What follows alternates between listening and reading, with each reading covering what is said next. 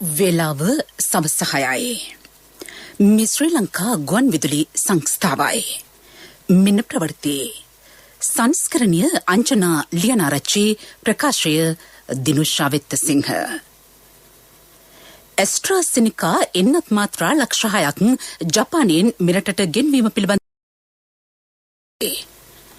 Corona මර්ධන එන්නත් මුදලට ලබා දෙන බවට පළවන තොරතුරු සම්බන්ධයෙන් විධිමත් පරීක්ෂණයක්. සියලු ආර්ථික මධ්‍යස්ථාන ලබන 12 සහ 13 වෙළඳාම් සඳහා විවෘත කෙරේ.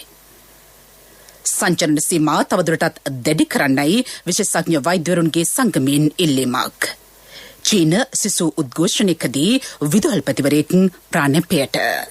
මේ ප්‍රවෘත්ති ශ්‍රී ලංකා ගුවන් විදුලි සංස්ථාවෙන්. ඇස්ට්‍රාසෙනිකා කොවිෂීල්ඩ් එන්නත් මාත්‍රා ලක්ෂ 6ක් ශ්‍රී ලංකාවට ලබා දීම සම්බන්ධයෙන් ජපානීය යහපත් ප්‍රතිචාර දක්වා ඇතැයි රාජ්‍යය කියයි. ජනාධිපති ගෝඨාබේ රාජපක්ෂ මැතිතුමා සහ ජපාන අග්‍රාමාත්‍ය යශස්වී ඩෙසුගා මහතා අතර මේ සම්බන්ධයෙන් විශේෂ සාකච්ඡාවක්ද පැවැත්වින. එහිදී ජපාන අග්‍රාමාත්‍යවරයා සුබවාදී ප්‍රතිචාර දැක්වූ බව ජනාධිපති මාධ්‍යංශය කියයි. ඇස්ට්‍රාසෙනිකා එන්නත දෙවැනි මාත්‍රාව නියමිත දිනට ලබාගත නොහැකි වුවද මාස 6ක් හෝ ඊට වැඩි කාලයක් අදාළ පළමු එන්නතේ ප්‍රතිශක්තිය පවතින බව ලෝක සෞඛ්‍ය සංවිධාන වාර්තා අනාවරණ කර ඇතැයි රාජ්‍ය ඖෂධ නීතිගත සංස්ථාවේ සභාපති විශේෂඥ වෛද්‍ය ප්‍රසන්න ගුණසේන මහතා පවසයි. කොවිඩ් වසංගතයට එරෙහිව සටන් කරන මේ අවස්ථාවේදී අපේ තියෙන ප්‍රධානම අවිය තමයි එන්නත. නමුත් ඔබට තියෙන ප්‍රධාන ප්‍රශ්නයක් තමයි ඇස්ට්‍රාසෙනිකා එන්නතේ දෙවෙනි මාත්‍රාව කොයි කාලේ ගන්න පුළුවන් වේද? ඒක එහෙම ලැබුණ නැත්නම් නියමිත කාලයේදී මොකක්ද සිද්ධ වෙන්නේ? පසුගිය 26 වෙනිදා ලෝක සෞඛ්‍ය සංවිධානය විසින් ඉදිරිපත් කරා දත්ත වාර්තාවක්. ඒ දත්ත වාර්තාවේ අවසාන පිටුවේ මේ විදිහට සඳහන් වෙනවා. If the second dose is administered with substantial delay beyond the recommended 8 to 12 weeks interval, there is no need to restart a full course of vaccination. මේකට අනුව කියවෙනවා ඔබට නියමිත දිනයට එන්නත ගන්න බැරි වුණත් ඒ එන්නත නැවත වරක් ගැනීමේදී සම්පූර්ණයෙන්ම මුළුමනින් එන්නත දෙවාරයක් ආපසු ගැනීමේ අවස්ථාවක් නැහැ කියන එක. ඒකට හේතුව හැටියට උන් කියන්නේ මාස 6ක් හෝ ඊටත් වැඩි ප්‍රමාණයක් කාලයක් ඔබේ ඇඟේ ප්‍රතිශක්තිය තිබෙන බව. මේ නිසා ඔබට ඒ එන්නත ලැබිච්ච අවස්ථාවකදී ඔබට ලබා ගැනීමේ හැකියාව තියෙනවා. ඒ මගින් ඔබ බලාපොරොත්තු වෙන ප්‍රතිශක්තිය නැවතත් ළඟා කරගන්න පුළුවන් බව තමයි ලෝක සෞඛ්‍ය සංවිධානය පෙන්වා දෙන්නේ. ශ්‍රී ලංකාවට අවශ්‍ය ඇස්ට්‍රාසෙනිකා දෙවෙනි එන්නත් මාත්‍රා ලබා දීමට ජපාන රාජ්‍ය එකඟ වී ඇතැයිද ගුණසේන මහතා කියයි. ඇස්ට්‍රාසෙනිකා පළවෙනි මාත්‍රාව ලබාගත් ඔබ සියලු දෙනාටම තියෙන ප්‍රශ්නයක් තමයි දෙවෙනි මාත්‍රාව ලබා ගන්න පුළුවන් වෙයිද බැරි වෙයිද කියන එක. ඒ සම්බන්ධයෙන් මම ලෝක සෞඛ්‍ය සංවිධානය විසින් ඉදිරිපත් කළ මත කීපයක් ඉදිරිපත් කරා. ඒවා විකල්ප ක්‍රම හැටියට අපිට භාවිතා කරන්න පුළුවන්. නමුත් මේ වෙන විට අපිට තවත් සතුටුදායක ආරංචියක් තියෙනවා. ඒ තමයි ජපාන රජය විසින් අපිට අවශ්‍ය ඇස්ට්‍රාසෙනිකා දෙවෙනි එන්නත් මාත්‍රා ලබා දීමට එකඟ වෙලා තිබුණා. ඒ සම්බන්ධයෙන් ඇස්ට්‍රාසෙනිකා මව් ආයතනය විසින් ජපානය හරහා එම එන්නත් ලබා ගැනීමට විරෝධතාවයක් ඇති බව ඔවුන් දන්වා සිට තියෙනවා. ඉතින් මේ නිසා මේ සම්බන්ධයෙන් අපි ජපාන් තානාපතිතුමාට කරුණු ඉදිරිපත් කරා. අපි ඉදිරි දින කිහිපය තුළදී එයින් යහපත් ප්‍රතිචාරයක් බලාපොරොත්තු වෙනවා. ඒ ප්‍රතිචාරය අනුව මම හිතන්නේ ඔබට සුබදායී ආරංචියක් දෙන්න අපිට පුළුවන් වෙයි ඉදිරි සතිය ඇතුළතදී. කොරෝනා මර්ධන එන්නත් මුදලට ලබා දෙන බවට පළවන තොරතුරු සම්බන්ධයෙන් විධිමත් පරීක්ෂණයක් දැන් ක්‍රියාත්මක බව සෞඛ්‍ය අමාත්‍යාංශයේ නියෝජ්‍ය අධ්‍යක්ෂ ජෙනරාල් විශේෂඥ වෛද්‍ය හේමන්ත හේරත් මහතා පවසයි. අද පැවති මාධ්‍ය හමුවකදී අදහස් දක්වමින් ඒ මහතා පැවසුවේ රාජ්‍ය විනිවිද භාවයකින් කොරෝනා එන්නත් දීප ව්‍යාප්තව ලබා දීමට කටයුතු ද ඇති බවයි. යම් කිසි අසාධාරණයක් හෝ සෞඛ්‍ය රෙගුලාසි කඩ කරමින් එන්නත් ලබා දුන් බවට තොරතුරු වාර්තා වන්නේ නම් ඒ සම්බන්ධයෙන් රාජ්‍ය වගකියයුතු ක්‍රියාමාර්ග ගන්නා බවද ඔහු පවසයි. මේ දිනවල ළමුන්ගේ සෞඛ්‍ය තත්ත්වය සම්බන්ධයෙන් වැඩි අවධානයක් යොමු කිරීම වැඩිහිටියන්ගේ වගකීම බව මාධ්‍ය හමුවට එක් වූ ළමා රෝග විශේෂඥ වෛද්‍ය මහාචාර්ය ගුවනී ලියනගේ මහත්මිය පැවසීය. කොරෝනා රෝග ලක්ෂණ යම් දරුවෙකු පෙන්නුම් කරන්නේ නම් බාරකරුවන් කටයුතු කළ යුතු ආකාරය පිළිබඳව ඇය කරුණු පැහැදිලි කළාය.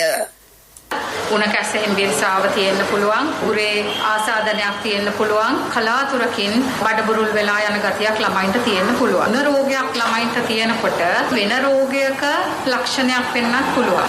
නිරෝධායනයේ ඉන්න අම්මා තාත්තා කෙනෙක් නම් THIට කතා කරන්න පුළුවන්, MOHට කතා කරන්න පුළුවන්, 13යි 90 19යි 99 අංකාමතලා උපදෙසක් ගන්න පුළුවන්. දරුවාට තියෙන උණ තද බලයි, උත්සන්නයි, කන්නේ බොන්නේ පැත්තකට වෙලා ඉන්නවා නම් එහෙම රෝහලට ඒම කළ යුතුයි.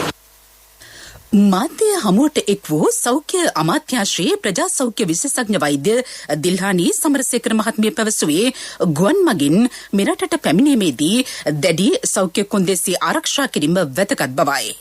මෙරටට පැමිණෙන ගුවන් මගින් රැගෙන ආයුතු සෞඛ්‍ය වාර්තා මෙන්ම අනුගමනය කළ යුතු සෞඛ්‍ය රෙගුලාසි සම්බන්ධයෙන්ද ඇය අදහස් පළ කළාය.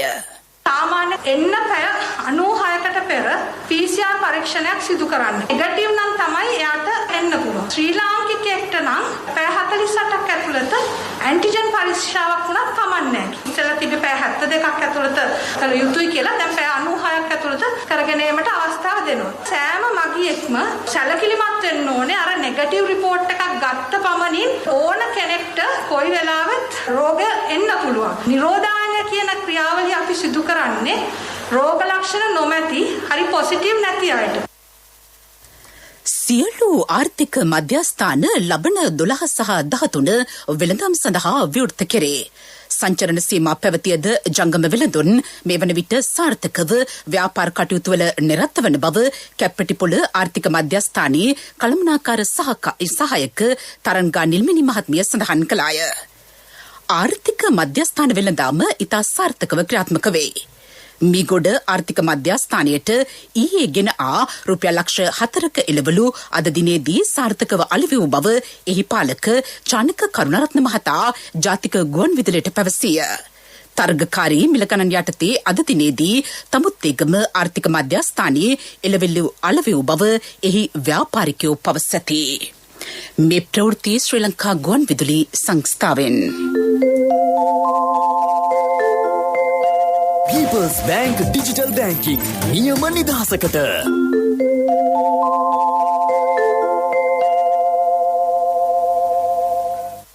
රූපවාහිනී නාලිකා ඔස්සේ අධ්‍යාපන වැඩසටහන් ඉදිරිපත් කොට විධිමත් අධ්‍යාපන ක්‍රමවේදයක් සකස් කිරීම සම්බන්ධයෙන් ජාතික අධ්‍යාපන ආයතනය සැලසුම් සකස් කර ඇතැයි සුසිල් ප්‍රේමචන්ද් රාජ්‍ය අමාත්‍යවරයා පවසයි. අගෝස්තු මාසයේදී එම ව්‍යාපෘතිය ක්‍රියාත්මක කළ හැකි බවද අද පැවති මාධ්‍ය හමුවකදී රාජ්‍ය ඇමතිවරයා සඳහන් කළේය. වැඩිදුරටත් අදහස් දැක් වූ රාජ්‍ය අමාත්‍යවරයා. ඒ වගේම අධ්‍යාපන අමාත්‍යාංශයේ ඊතක්ෂලාවේ අන්තර්ගතයන් සෑම විෂයකටම සෑම ශ්‍රේණියකටම තියෙනවා. ඒ සඳහා දවසකට මිලියන 3-4 ප්‍රමාණයක් ශිෂ්‍යීන් ප්‍රවේශය ගන්නවා. ඒ ගන්න ප්‍රවේශයට ඩේටා සඳහා මුදල් අය කිරීමක් සිදු වෙන්නේ නැහැ. අන්තික දරුවන්ට ඇක්සස් එක තියෙන්නේ ප්‍රවේශය තියෙන්නේ ඒ කන්ටෙන්ට්ස් වලට පමණයි. ඉන් පරිබාහිර කොහටවත් යන්න පුළුවන් කමක් නැහැ ඊතක්ෂලාවේ. සංචරණ සීමා තවදුරටත් දැඩි කරන්නයි විශේෂඥ වෛද්‍යවරුන්ගේ සංගමය ජනාධිපති ගෝඨාභය රාජපක්ෂ මැතිතුමාගෙන් ඉල්ලීමක් කරයි. මේ වන විට කොරෝනා රෝගීන්ගේ සංඛ්‍යාව 12%කින් සහ මරණ සංඛ්‍යාව 28%ක වර්ධනයක් පෙන්නුම් කරයි. දැනට ක්‍රියාත්මක සංචරණ සීමා තවදුරටත් ක්‍රියාත්මක කිරීමේ අවශ්‍යතාව ලිපියක් යොමු කරමින් එම සංගමය පෙන්වා දෙයි. රෝහල් පද්ධතියට දරාගත නොහැකි මට්ටමට රෝගී සංඛ්‍යාව ඉහළ යාමෙන් මුහුණ දීමට සිදුවේ හැකි අවධානම පිළිබඳව එම සංගමය වැඩිදුරටත් කරුණු දක්වා තිබේ. මධ්‍යම අධිවේගී මාර්ගයේ ඉදිකිරීම පිළිබඳ පරිසර විද්‍යාත්මක ඇගීම් වාර්තාවක් ඇඳවේ. මාර්ග ඉදිකිරීම යලි සමාලෝචනය කර කඩනම් පරිසර ඇගීම් වාර්තාවක් අපේක්ෂා කරන බව ජොන්ස්ටන් ප්‍රනාන්දු අමාත්‍යවරයා පවසයි. මධ්‍යම අධිවේගී මාර්ගයේ ඉදිකිරීම හේතුවෙන් ගම්පහ දිස්ත්‍රික්කය ජලයෙන් යට වූ බවට ජනතාව මතු කරන චෝදනා අවධානයට ගනිමින් මෙම තීරණය ගෙන තිබේ. කොවෙක්ස් වැඩසටහන යටතේ ශ්‍රී ලංකාවට කොරෝනා මර්ධන එන්නත් ලබා දීමට තීරණය කිරීම සම්බන්ධයෙන් දිනේෂ් ගුණවර්ධන අමාත්‍යවරයා ඇමරිකාවට සිය ස්තුතිය පළ කරයි. එක්සත් ජනපද තානාපති කාර්යාලයේ මාටින් ටී කෙල්ලි මහතා සමග පැවති හමුවකදී ඇමතිවරයා පැවසුවේ කොංග්‍රස් සභික ඩෙබොරා රෝස් ඉදිරිපත් කළ යෝජනාව සම්බන්ධයෙන් ඇමරිකාවේ ක්ෂණික මැදිහත්වීමක් අපේක්ෂා කරන බවයි.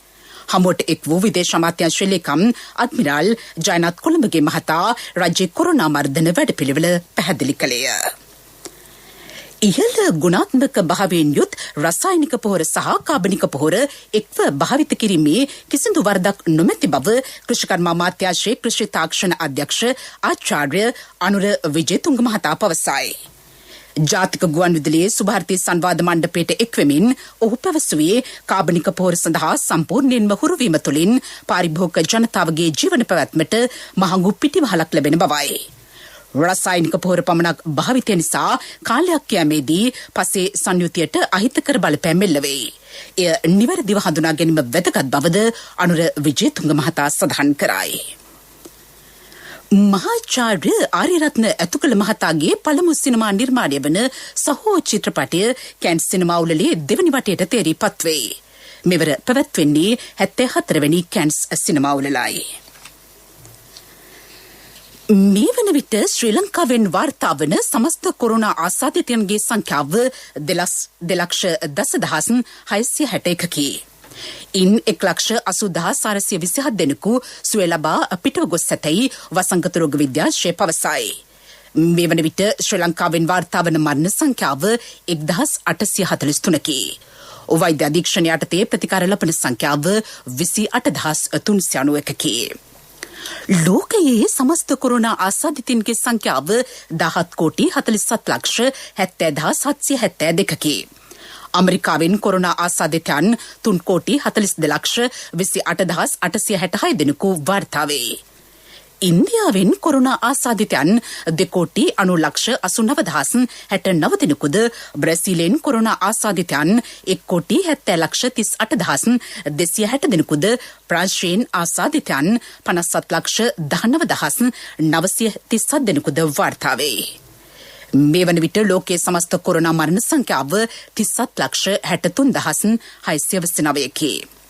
අමරිකාවෙන් කොරෝනා මරණ 6,13,052ක් වාර්තා වේ.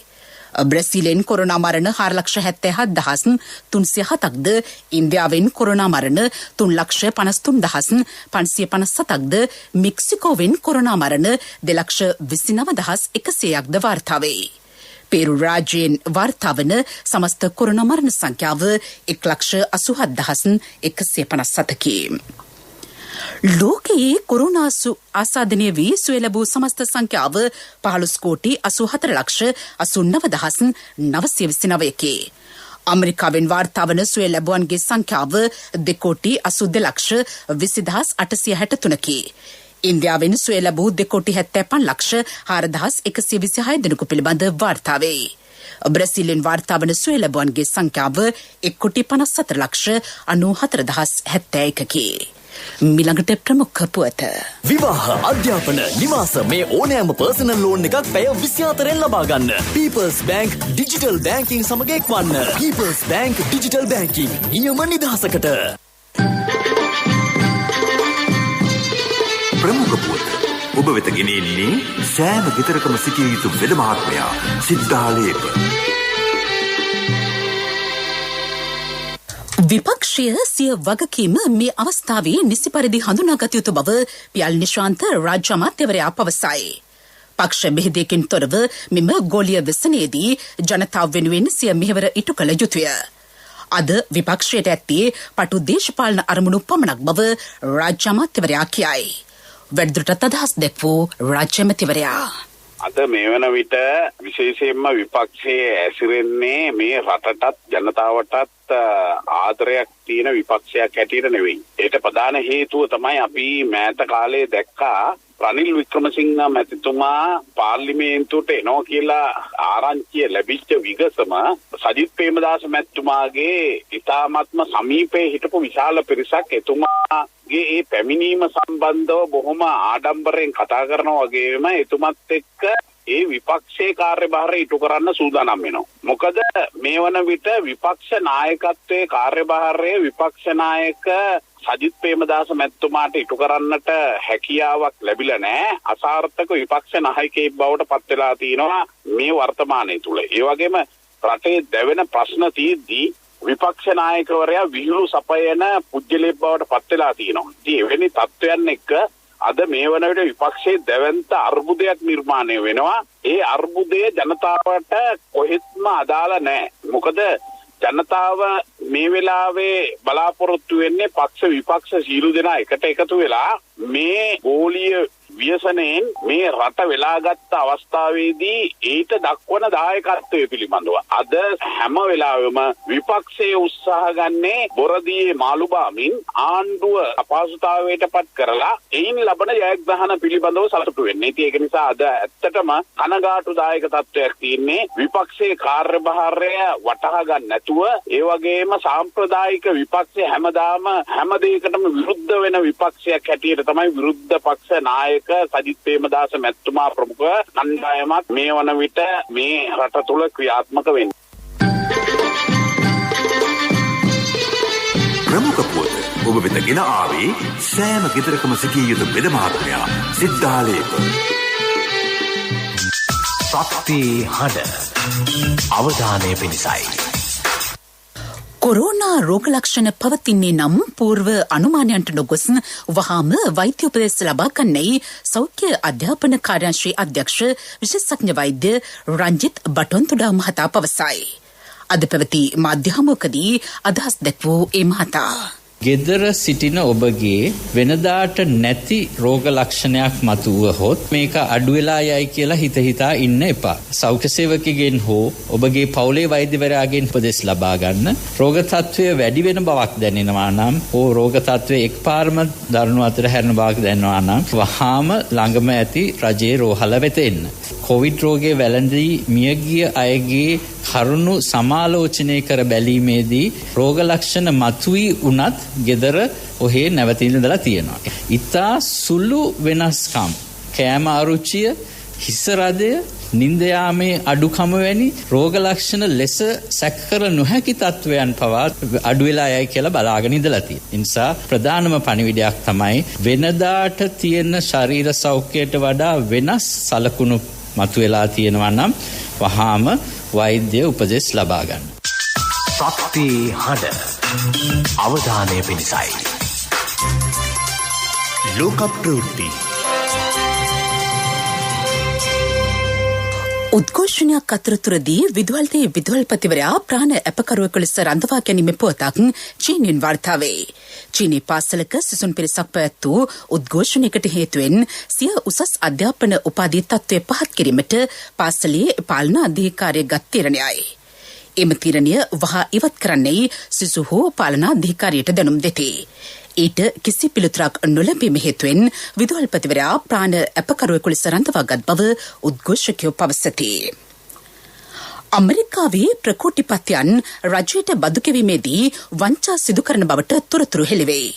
මේ සම්බන්ධයෙන් එරට වෙබ් අඩවියක් තොරතුරු අනාවරණ කර ඇත. ජෙෆ් බොසෙස්, එලන් මස්ක් සහ වොරන් බෆට් ඇතුළු ලොව ධනවත් පුද්ගලයින් අසාධාරණ ලෙස බදු ප්‍රතිලාභ ලබන බව එම වෙබ් අඩවිය පෙන්වා දෙයි. 2007 වසරේ සිට 2011 වසර දක්වා ඇමසන් සමාගම කිසිදු බදු මුදලක් රජයට ගෙවා නොමැති ආකාරයේද සාක්ෂි සහිතව වෙබ් අඩවිය අනාවරණ කරයි. මෙම අනාවරණ සම්බන්ධයෙන් දැඩි විවේචන එල්ල කරන දවල මන්දිරය තොරතුරු හෙළි කිරීම සම්බන්ධයෙන් දැඩි නීතිමය පියවර ගන්නා බවද කියයි. පෙරසර සංවර්ධනයක පුවත් සම්පින්ඩනය සංවර්ධන පුවත්. ජල සම්පාදන සහ ජලාපවාහන මණ්ඩලයේ දැදුරුවය ගල්ගමුව හපුකල ව්‍යාපෘති අකණ්ඩව මෙහෙයුම් ක්‍රියාත්මක කරන බව එම මණ්ඩලය නිවේදනය කරයි. නව සබඳතා ලබා දීමද අකණ්ඩව සිදු කෙරේ. පාරිභෝගිකයන්ට නිවසේ සිටම සබඳතා සඳහා ගෙවීම් සිදු කළ හැකිය. අදාළ බැංකු සමග ගෙවීම් සම්බන්ධයෙන් ගිවිසුම් ගත වී ඇතැයිද ජල සම්පාදන සහ ජලාපවාහන මණ්ඩලයේ වාණිජ්‍ය අංශයේ නියෝජ්‍ය සාමාන්‍ය අධිකාරී පියල් පද්මනාදන් මහතා පවසයි. ක්‍රීඩා පුවත් එංගලන්ත කණ්ඩායම සමග දෙවැනි ටෙස්ට් ක්‍රිකට් තරගයට සහභාගී වීමේ අවස්ථාව නවසීලන්ත කණ්ඩායමේ නායක කේන් විලියම්සන්ට අහිමි වෙයි. ආබාධයකට ලක්වීම නිසා ඔහුට මෙම තරගය අහිමි වී ඇත. මෙම තරගයේදී නවසීලන්ත කණ්ඩායමේ නායකත්වයට ටොම් ලිතම් පත් කර තිබේ. නවසීලන්තය සහ එංගලන්තය අතර දෙවැනි ටෙස්ට් ක්‍රිකට් තරගයේ එච්.බැස්ටන් හිදී හෙට ආරම්භයි. ව්‍යාපාරික පුවත් ඔබ වෙත ගෙන එන්නේ EMV තාක්ෂණය සහිත NSB ATM කාඩ් පත ජූනි 30 වෙනිදා දක්වා නොමිලේ. වැඩි විස්තර 0112 379 379 දුරකථන අංකයෙන් හෝ ළඟ වෙති ශාඛාවෙන් විමසන්න. අනුරාධපුර දිස්ත්‍රික්කයේ සතොස අලෙවිසලක සිදු වූ නීති විරෝධී මත්පැන් අලෙවි කිරීමේ සිද්ධියට අදාළ තොරතුරු ලැබී ඇතැයි සතොස සභාපති රිය අද්මිරාල් ආනන්ද පීරිස් මහතා පවසයි. මේ සම්බන්ධයෙන් විශේෂ විමර්ශනයක් ආරම්භ කර තිබේ. ඊට පොලිසියද සහයෝගය ලබා ගන්නා බව ආනන්ද පීරිස් මහතා පවසයි. ව්‍යාපාරික පුවත් ඔබ වෙත ගෙන ආවේ දැන් වඩාත් සුරක්ෂිත අඛණ්ඩ සේවයක් සපයමින් බැංකු කටයුතු තවත් පහසු කරන EMV තාක්ෂණය සහිත NSB ATM කාඩ් පත ජූනි 30 වෙනිදා දක්වා නොමිලේ. වඩාත් කාර්යක්ෂම NSB ඔන්ලයින් බැංකු සේවාවෙන් ඔබ කොතැනක සිටියත් නොමිලේම ඔබේ බැංකු කටයුතු එසැනින්. වැඩි විස්තර 0112 379 379 දුරකථන අංකයෙන් හෝ ළඟ වෙති ශාඛාවෙන් විමසන්න. කොන්දේසි අදාළ වේ. NSB ශ්‍රී ලංකාවේ සුරක්ෂිතම බැංකුව. ආර්ථික පුවත් ආවරණය යුතුයකම් වගකීම් එක්ක සල්ලි ඉතුරු කරන්න ලේසි නෑ. ඔබේ ස්ථාවර තැන්පතට ආකර්ෂණීය පොලියක් හා ආරක්ෂාවක් දෙන්න අපි පොරොන්දු වෙන්නේ ඒකයි. LOLC Finance ස්ථාවර තැන්පතු ඉතිරිය උතුරන්න. 2001 දෙසැම්බර් 13 වෙනි දින නීතිගත කරන ලද LOLC Finance PLC ICRA Lanka limited වෙතින් SLA ස්ථාවර ශ්‍රේණිය ලබා ඇත. 2011 අංක 42 දරන මුදල් ව්‍යාපාර පනත යටතේ ශ්‍රී ලංකා මහා බැංකුවේ මුදල් මණ්ඩලය වෙතින් බලපත්‍රලාභී මුදල් සමාගමකි.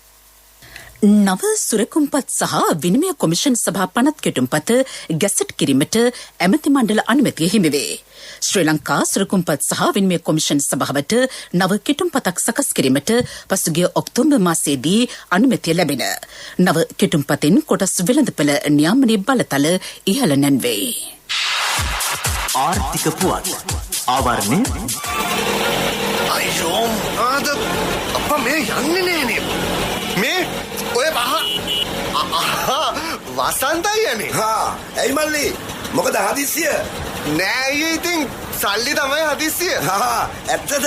හැබැයි සල්ලි හදිස්සි උනාට මල්ලි හදිස්සි වෙන්න එපා. ඕනම LOLC Finance ශාඛාවක ත්‍රිවිධ එකේ පොත තියලා එවලේම සල්ලි ගන්න. LOLC Finance වීල් පොතට කෑෂ් වීල් පොතට එවිලෙම කෑෂ් අතට.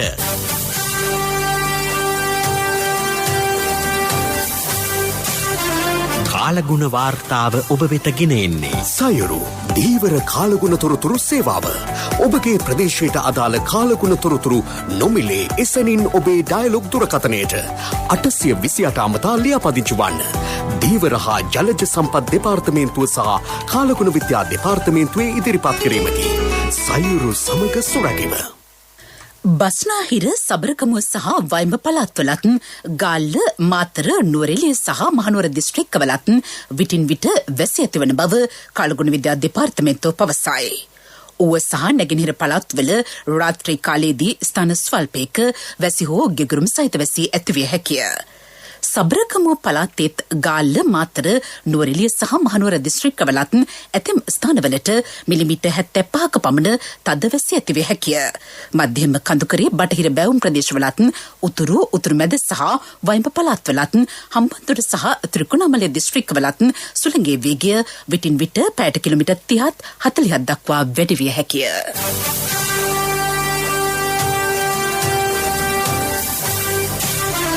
කාලගුණ වාර්තාව ඔබ වෙත ගෙන ආවේ සයුරු දීවර කාලගුණ තොරතුරු සේවාව. ඔබගේ ප්‍රදේශයට අදාළ කාලගුණ තොරතුරු නොමිලේ එසැනින් ඔබේ ඩයලොග් දුරකථනයට 828 අමතා ලියාපදිංචි වන්න. දීවර හා ජලජ සම්පත් දෙපාර්තමේන්තුව සහ කාලගුණ විද්‍යා දෙපාර්තමේන්තුවේ ඉදිරිපත් කිරීමකි. සයුරු සමග සුරැකීම. යලිත් සිරස්තල ඇස්ට්‍රාසෙනිකා එන්නත් මාත්‍රා ලක්ෂ 6ක් ජපානයෙන් මෙරටට ගෙන්වීම පිළිබඳ සාකච්ඡා සාර්ථකයි. කොරෝනා මර්ධන එන්නත් මුදලට ලබා දෙන බවට පළවන තොරතුරු සම්බන්ධයෙන් විධිමත් පරීක්ෂණයක්. සියලු ආර්ථික මධ්‍යස්ථාන ලබන 12 සහ 13 වෙළඳාම් සඳහා විවෘත කෙරේ. සංචලන සීමා තවදුරටත් දැඩි කරන්නයි විශේෂඥ වෛද්‍යවරුන්ගේ සංගමයෙන් ඉල්ලීමක්.